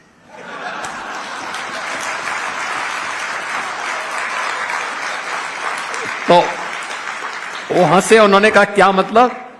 मैंने कहा बस मुझे दे दीजिए, मैं इसको ठीक करवा देता हूं। अभी आप आश्चर्य करेंगे कि 120 एकड़ लैंड है वो, एयरपोर्ट से मुश्किल से 3 किलोमीटर की दूरी पे। उसकी कीमत कैसा आपको पता होगा। और अच्छा समय आया, मुझे बताया, उसने डीजीपी ने मुझे बताया, कहा साहब वो प्लॉटिंग करना शुरू कर दिया है। मैंने कहा घबराइए मत। मैंने कागज निकाले उसके। फिर मैंने कहा रेवेन्यू बोर्ड में किस अधिकारी ने इसके पक्ष में किया था, कब किया था, निकालो उसकी पूरी कुंडली निकाल दो। निकाला, बोर्ड ऑफ रेवेन्यू के चेयरमैन को बुलाया। मैंने कहा तत्काल इसको स्टे करो। वो हाई कोर्ट गया, मैंने इधर एफआईआर लॉन्च करवाई और फिर वहां पे अगले दिन हमारा बुलडोजर पहुंच गया था। पहली बार जब लखनऊ में उसने बुलडोजर देखा तो उसके बाद वो तुरंत आया सिलेंडर का। उसने कहा साहब आप एफआईआर में कुछ मत करिए, मैं पूरी लैंड गवर्नमेंट को हैंड ओवर कर रहा हूं। मैंने कहा तो हम ले ही चुके हैं, तुम्हारे कहने से कुछ नहीं होने वाला है।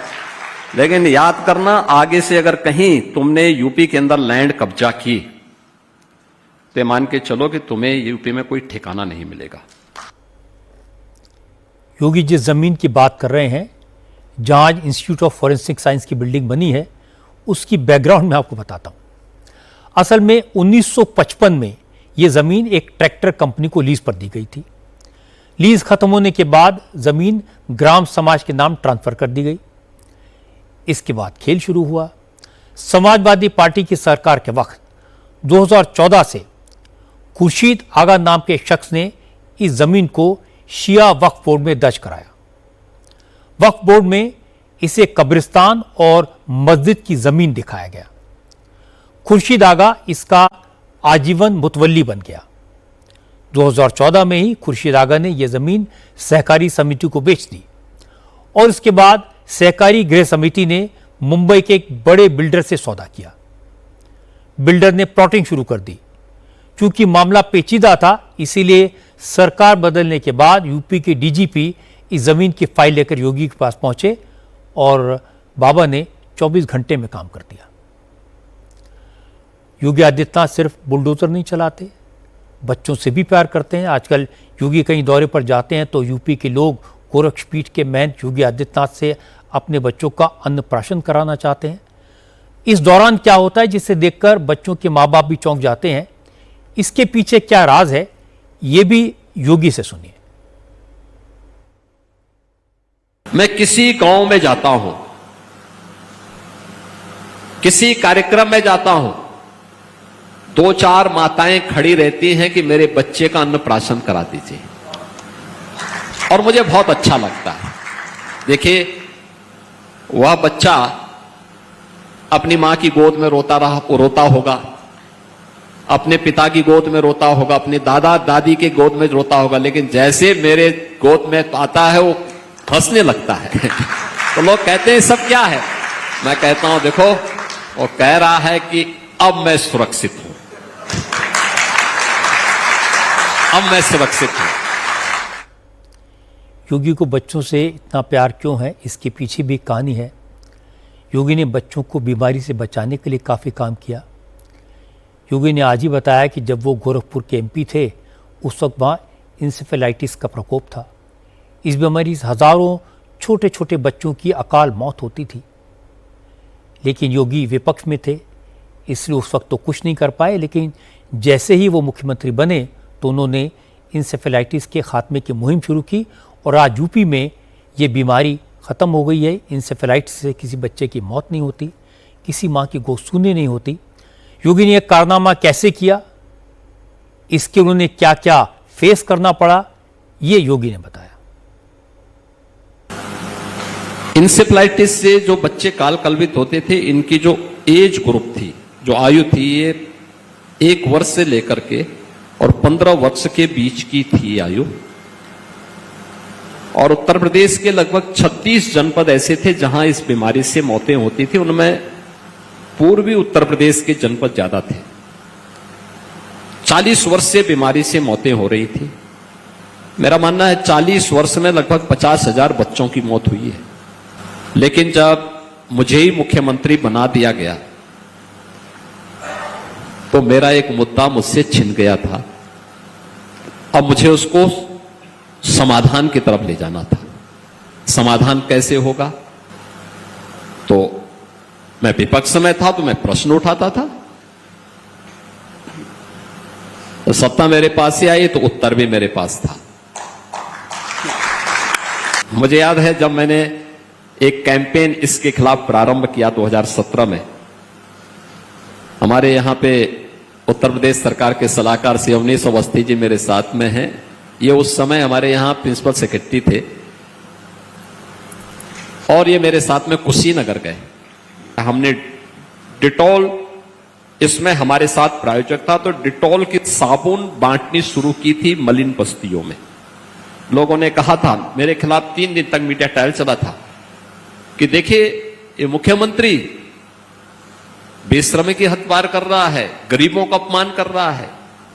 उन मलिन बस्तियों में जाकर के उनको बता रहा कैसे हाथ धोने के बारे में बताना कोई तरीका है क्या? इस प्रकार की बातें हुई। 3 दिन तक चला था, मैंने कोई जवाब नहीं दिया। आप आश्चर्य करेंगे, कोविड में सबसे पहला काम क्या था? हाथ धोने की प्रैक्टिस। आपने देखे कि हाइजीन के प्रति कैसे अवेयर होना है, ये आपने उस दौरान देखा होगा। आप आश्चर्य करेंगे कि मात्र 2 वर्ष में हमने बीमारी को नियंत्रित कर लिया। आज इंसेफ्लाइटिस से मौत 0 है, 0। इंसेफ्लाइटिस पूरी तरह नियंत्रित। मुझे याद है जब योगी आदित्यनाथ ने लोकसभा में बच्चों की बीमारी की बात की थी, एंसेफ्लाइटिस का इशू उठाया था, तो बोलते बोलते वो रो पड़े थे। उस समय योगी बहुत अकेले, बहुत हताश और बहुत निराश दिखाई दिए थे। उस ज़माने में अपने प्राइवेट कॉन्वर्सेशन में यूपी के माफिया की बात करते थे, बताते थे कैसे जब अतीक का कारवां निकलता था तो इलाहाबाद हाई कोर्ट के चीफ जस्टिस की कार भी रोक दी जाती थी। लेकिन मुख्यमंत्री बनने के बाद योगी ने बाजी पलट दी। इन दोनों मामलों में जबरदस्त काम करके दिखाया। एंसेफेलाइटिस खत्म हो गया और यूपी में माफिया ने तो आप जानते हैं कान पकड़ लिए। अब कर्नाटक की बात करते हैं। कर्नाटक की कांग्रेस सरकार ने आज आरएसएस पर डायरेक्ट अटैक किया। कर्नाटक के होम मिनिस्टर प्रियंक खरगे ने मोहन भागवत को चिट्ठी लिखी है। मोहन भागवत से आरएसएस की लीगल पोजीशन बताने को कहा है। प्रियंक खरगे ने पूछा कि संघ के पास पैसा कहां से आता है, आरएसएस की फंडिंग कौन करता है, आरएसएस की देश में कहां-कहां कितनी संपत्तियां हैं। हालांकि प्रियंक खरगे पहले भी आरएसएस को टारगेट करते रहे हैं, लेकिन अब वो कर्नाटक के होम मिनिस्टर हैं। आज प्रियंक खरगे ने कहा कि कर्नाटक के लोगों की सुरक्षा की जिम्मेदारी उनकी है। आरएसएस कोई रजिस्टर्ड ऑर्गेनाइजेशन तो है नहीं और आरएसएस दावा करता है कि वो कर्नाटक में 20 लाख लोगों को इकट्ठा करेगा। इसलिए गृह मंत्री होने के नाते उन्हें संघ से ये पूछने का पूरा अधिकार है कि वो 20 लाख लोग कौन हैं, कहां से आएंगे, उनके आने जाने, ठहरने और खाने पीने के लिए व्यवस्था कौन करेगा, फंड कौन देगा। जो भी मेरा पावर है संविधान से आता है, मैं उसको वो जो संविधान के चौखट में ही करना पड़ता है ना मुझे, वो तो लांघ नहीं सकता मैं। हाँ, मैंने जो भी किया, लेटर लिखा है, it is the most civil thing to do. I have to write a letter, seek clarification. If they don't give clarification, then we will see whatever has to be done legally. ना मैं, ना RSS, ना प्रियंक खरगे, ना मोहन भागवत जी संविधान के ऊपर है। जो भी है कानून के तहत ही होगा, जो भी है संविधान के फ्रेमवर्क में ही होगा। मोहन भागवत जी की सिक्योरिटी पे पहले भी कई बार कांग्रेस सवाल खड़े कर चुकी है। गवर्नमेंट ऑफ इंडिया की जिम्मेदारी है, किसी भी शख्स पर जाता है तो वो उनको security. Fine, I am not, where am I debating? I am debating a simple point. Please tell the taxpayers why he needs that kind of meeting. What is it that RSS does? चूंकि संघ पर खासकर उसके registration को लेकर लगातार सवाल उठ रहे हैं, इसलिए केरलम में संघ के कार्यक्रम में मोहन भागवत ने इसका जवाब दिया। उन्होंने कहा संघ एक सांस्कृतिक संगठन है, सरकार से कोई डोनेशन नहीं लेता, इसलिए रजिस्ट्रेशन जरूरी नहीं है। Hindu Dharma is not registered. Many things are not registered. Those who want to have funds from the government, they require registration. That has to be there. Government knows Sangha is there. Government banned us twice,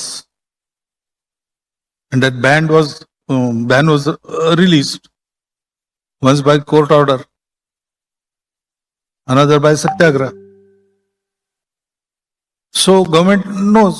They banned RSS. That means they knew RSS is there. RSS is recognized. So all this has happened over 100 years. Nobody told us that you must register. Our constitution, written constitution, is with the government. We have submitted it in 1950s.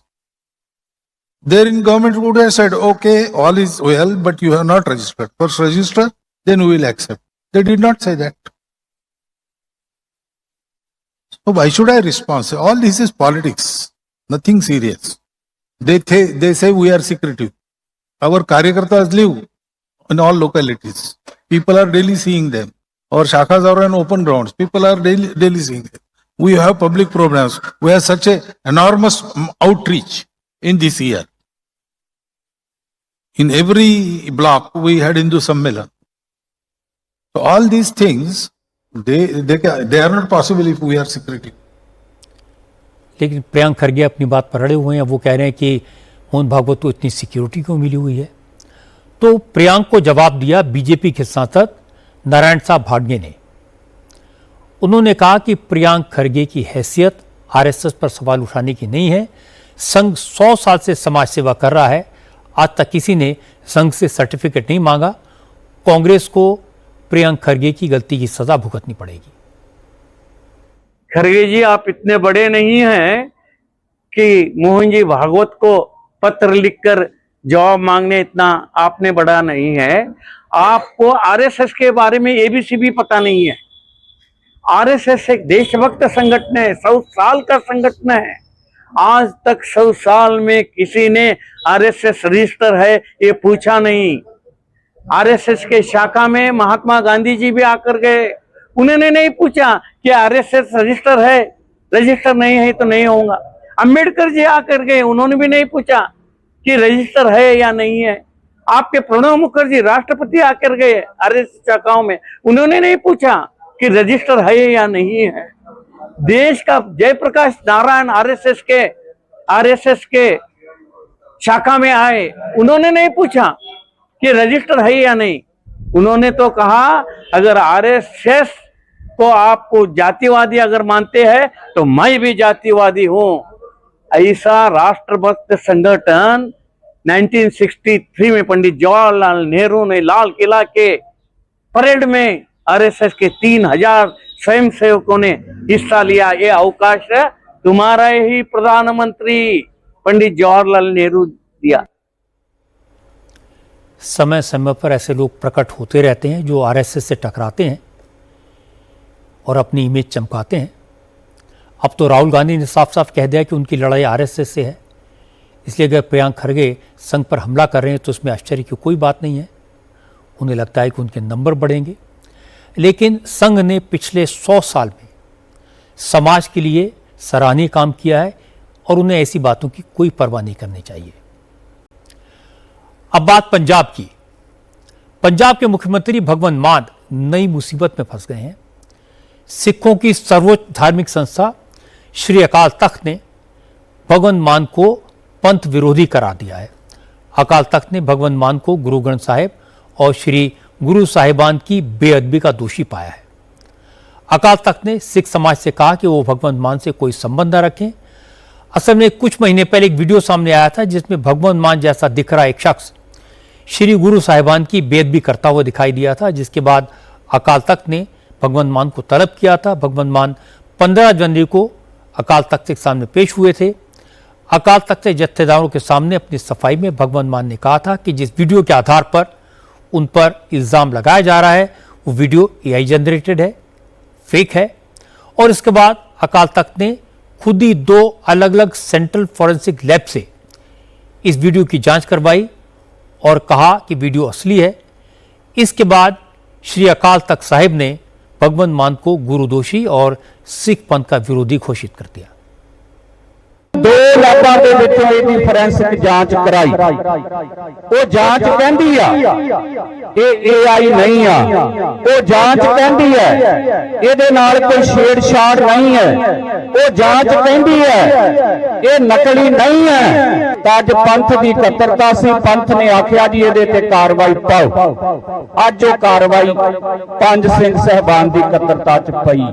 ਉਹ ਮੁੱਖ ਮੰਤਰੀ ਭਗਵੰਤ ਸਿੰਘ ਨੂੰ गुरु दोखी अते पंथ विरोधी ऐलानिया जावे।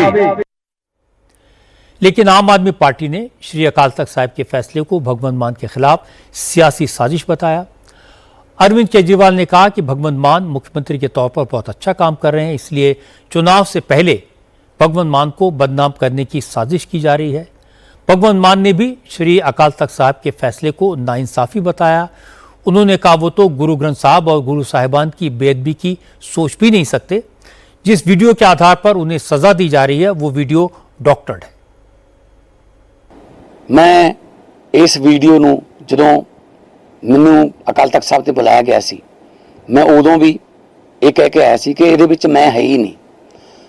ਜਿਹੜਾ ਬੰਦਾ ਉਸ ਵੀਡੀਓ ਦੇ ਵਿੱਚ ਹੈਗਾ, ਨਾ ਮੇਰਾ ਉਹਦੇ ਨਾਲ ਕੱਦ ਕਾਠ ਮਿਲਦਾ ਹੈ, ਨਾ ਹੀ ਮੇਰੀ ਸਰੀਰਕ ਬਣਤਰ ਜਿਹੜੀ ਹੈ ਉਹ ਉਹਦੇ ਨਾਲ ਮਿਲਦੀ ਹੈ।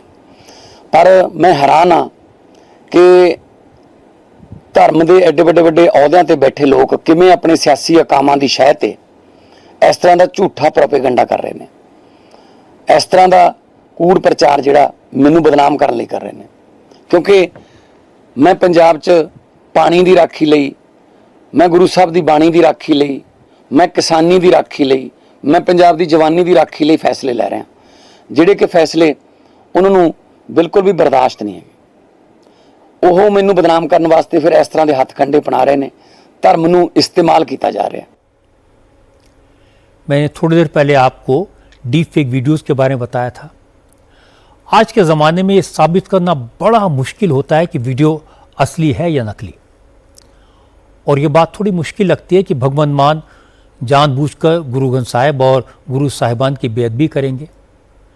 भगवान मान में लाख कमियां हो सकती हैं, लेकिन इतना तो वो भी समझते हैं कि पंजाब में मुख्यमंत्री रहकर गुरु ग्रंथ साहिब का अपमान करना कितना बड़ा पाप होगा और ये मामला कितना बड़ा इशू बन जाएगा। ऐसे मामलों का राजनीतिकरण नहीं होना चाहिए। मामला धर्म से जुड़ा है और धर्म का इस्तेमाल सियासत के लिए नहीं करना चाहिए। आज 16 महीने बाद प्रधानमंत्री नरेंद्र मोदी और प्रेसिडेंट डोनाल्ड ट्रंप की मुलाकात हुई, आमने सामने मिले। प्रधानमंत्री मोदी G7 समिट में हिस्सा लेने के लिए फ्रांस के रिसोर्ट सिटी एवियान पहुंचे हैं। आज मोदी स्लोवाकिया से स्विट्जरलैंड के जिनेवा पहुंचे और यहां से G7 आउटरीच समिट के लिए एवियान आए। प्रेसिडेंट डोनाल्ड ट्रंप, ब्रिटेन के prime minister Keir Starmer, Canada के prime minister Mark Carney, Italy के prime minister Giorgia Meloni, Germany के चांसलर फ्रेडरिक मर्ज पहले से ही G7 समिट के लिए फ्रांस पहुंच चुके थे। प्रधानमंत्री मोदी ने सभी नेताओं के साथ ग्लोबल राउंड टेबल टॉक्स में हिस्सा लिया। यहां मिडिल ईस्ट और यूक्रेन वॉर समेत तमाम ग्लोबल इश्यूज पर चर्चा हुई। समिट के दौरान प्रधानमंत्री मोदी और प्रेसिडेंट ट्रंप के बीच भी बात हुई, और जैसा मैंने आपको बताया कि मोदी और ट्रंप की 16 महीने बाद ये पहली मुलाकात थी। इससे पहले प्रधानमंत्री मोदी और प्रेसिडेंट ट्रंप पिछले साल फरवरी में वॉशिंगटन में मिले थे। दोनों नेताओं को पिछले साल कनाडा में हुए G7 सम्मेलन में मिलना था, लेकिन प्रेसिडेंट ट्रंप कनाडा से जल्दी अपने देश लौट गए थे। इसी वजह से दोनों नेताओं की वो प्रपोज मीटिंग नहीं हो पाई थी। एवियान में G7 समिट हो रहा है, दुनिया भर के बड़े बड़े नेता मौजूद हैं, लेकिन सिर्फ 2 किलोमीटर के फासले पर जिनेवा में जबरदस्त आग लगी है। एक चौंकाने वाली खबर आपको बता दूं, फ्रांस में जहां पर G7 समिट हो रहा है, जहां प्रधानमंत्री मोदी, प्रेसिडेंट ट्रंप मौजूद हैं, वहां से कुछ ही किलोमीटर दूर जिनेवा में जबरदस्त हंगामा हो रहा है। जिनेवा को आमतौर पर पीस कैपिटल कहा जाता है। वहां के लिए ऐसी चीजें बिल्कुल अनयूजुअल हैं, कभी ऐसा नहीं होता। जिनेवा इस वक्त जल रहा है। हजारों प्रोटेस्टर सड़कों पर उतर आए हैं, सिक्योरिटी फोर्सेस पर पत्थर फेंक रहे हैं, पटाखे, बोतलें फेंक रहे हैं। प्रदर्शनकारियों पर काबू पाने के लिए सिक्योरिटी फोर्सेस फ्लेयर्स और वाटर कैनन का इस्तेमाल कर रही हैं। प्रदर्शनकारियों ने जिनेवा की मेन मार्केट में कई गाड़ियों को आग लगा दी। एलॉन मस्क की कंपनी टेस्ला के एक शोरूम को फूंक दिया। दूसरी शॉप्स में भी तोड़फोड़ की है। प्रोटेस्ट के लिए पूरे यूरोप से और अमेरिका से करीब 20,000 प्रदर्शनकारी जिनेवा में आ गए हैं।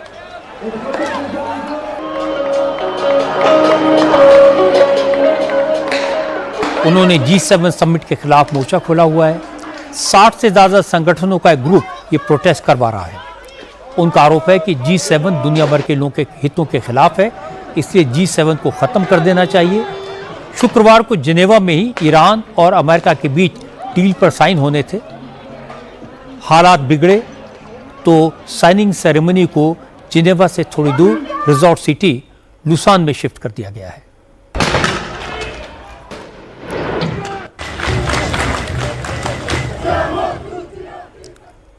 जैसे जहां पर G7 समिट हो रहा है, उसके करीब जो एवियान है, उस जगह से अच्छी तरह परिचित हूं मैं। एवियान का टाउन लेक जिनेवा के किनारे पर बसा है। यहाँ के लोगों की कमाई का जरिया एवियान वाटर है, जिस स्प्रिंग से ये वाटर निकलता है और जो वर्ल्ड फेमस वाटर है। टूरिस्ट वहाँ जाकर मुफ्त में ये पानी पी सकते हैं, उनके लिए फाउंटेन्स लगाए गए हैं। यहां एक कसिनो है जहां पूरा शहर रात में स्लॉट मशीन्स और गैम्बलिंग के लिए पहुंच जाता है। इस टाउन के लोग हफ्ते में 2-3 दिन काम करते हैं, बाकी दिन छुट्टी मनाते हैं। यहां एक बहुत बड़ा कासल है, युद्ध के लिए बनाया गया किला, जिसे होटल में तब्दील कर दिया गया है। रहने के लिए बहुत अच्छी जगह है। कुल मिलाकर यह बहुत रिलैक्स्ड और शांतिपूर्ण जगह है, फन प्लेस भी है। दुख की बात है कि इसके बिल्कुल पास जिनेवा में इस तरह की घटनाएं हुई। आखिर में नजर कल की बड़ी खबरों पर। कल एवियन में प्रधानमंत्री नरेंद्र मोदी और प्रेसिडेंट डोनाल्ड ट्रंप की बाइलैटरल मीटिंग होगी। नीट पेपर लीक के खिलाफ राहुल गांधी कल कोटा में स्टूडेंट्स के साथ प्रोग्राम करेंगे। अखिलेश यादव कल लखनऊ में अपनी पार्टी के ब्राह्मण नेताओं के साथ मीटिंग करेंगे। भारत और अफगानिस्तान के बीच वनडे सीरीज का दूसरा मैच कल लखनऊ में खेला जाएगा। आज की बात में इतना ही। मेरे आपसे अगली मुलाकात कल रात 8:30 बजे होगी।